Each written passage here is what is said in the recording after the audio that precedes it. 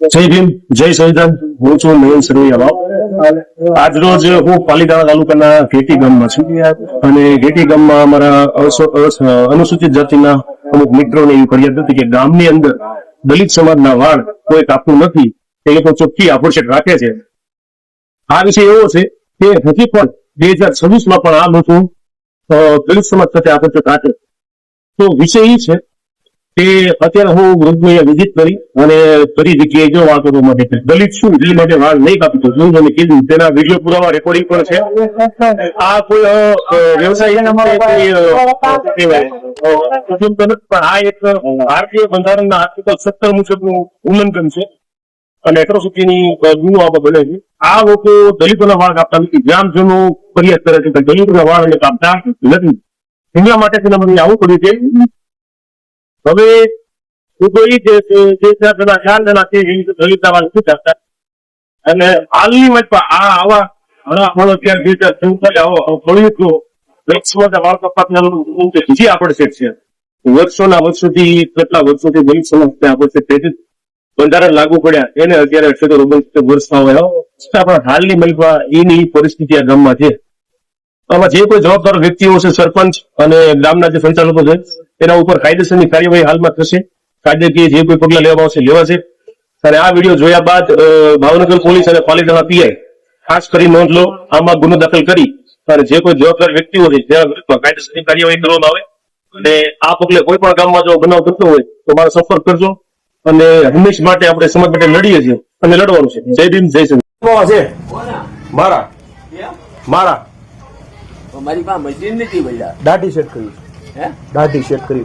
મારી પાસે મશીન નથી. મશીન ને કાતર થી કેટલો કાતરથી ન થાય. દાઢી ખાલી સેટ કરવાની. કાતરથી ન થાય છે. કેમ? મશીન હોય તો કમ્પ્લીટ થાય વ્યવસ્થિત. ભલે પણ મારા વ્યવહારમાં જવું થાય છે એટલે જ બધું તો મશીન જોવે. મશીન આ તો બીજાને કઈ રીતે કાપવું ને? બીજાને કઈ રીતે કાપવું? આટલી ખાલી સેટ કરવાની છે. હા તો એ મને હું કરતી પાડતો જ નથી. હા એ પણ કેટલું બે હા ગામમાં હાવ કાઢવી હોય તો દાઢી હાવ કાઢ નાખીશ. હા હું કામ કરી અને મને નથી ગમતી આ ગરમીની કેવડાવે છે. કાઢ દો સારું. મારા સગાઈમાં થવું છે. કયું કામ મારું પાલીતાણા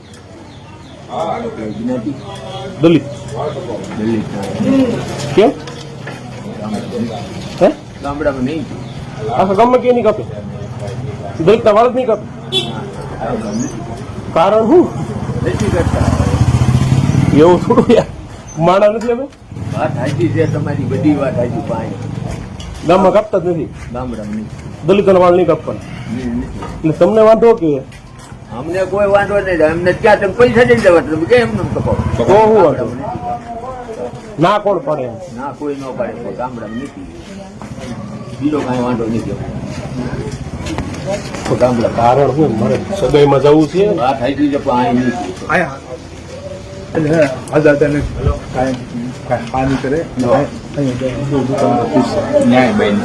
બેન છે બધી એટલે મેં આવ્યા ગામમાંથી બધી આટો માર્યો. ગોકળની બેન તો મારી પાસે એવું હોય નહીં કાંઈ. પણ ક્લીન સેવ કરવાની છે. દાઢી કાઢ નાખવાની છે. અહીંયા ક્યાં કોઈ છે? કાપી દો ને કોઈ. ના તો હું તકલીફ હું એમ નથી કરતા ભાઈ. તો અમને તમે ક્યાં એમને મારી પાસે કરાવવાના હોય? પણ એમને તકલીફ હું દાદા એમ કહું. બીજું કઈ તકલીફ નહીં. મને તકલીફ કહો તો મને થોડું દુઃખ લાગ્યું. મારું કેમ તકલીફ નહીં. અમે અહીંયા ગામડામાં નથી કરતા ભાઈ. આખા ગામમાં કોઈ નહીં કરે? ના ના કોઈ નહીં કરે. દલિત સમાજ તો કોઈ કરશે જ નહીં. ના ના ગામડામાં હા સારું કેવાય યાર. આ તો કેવું સિટીમાં અમે હોય ને તો અમે તમે કઈ નહીં. એટલે ગામમાં ના કોણ પડે મને એટલું ના ખબર કોઈ ન પડે. પડે ભાઈ. ના થોડા કોઈ પડે. તો શું વાંધો? અમને કાંઈ વાંધો નહીં. અમે તમે પૈસા દઈને જાઓ બરોબર. પોતે ના પડો તો ઓલી દુકાન ખોલાઈ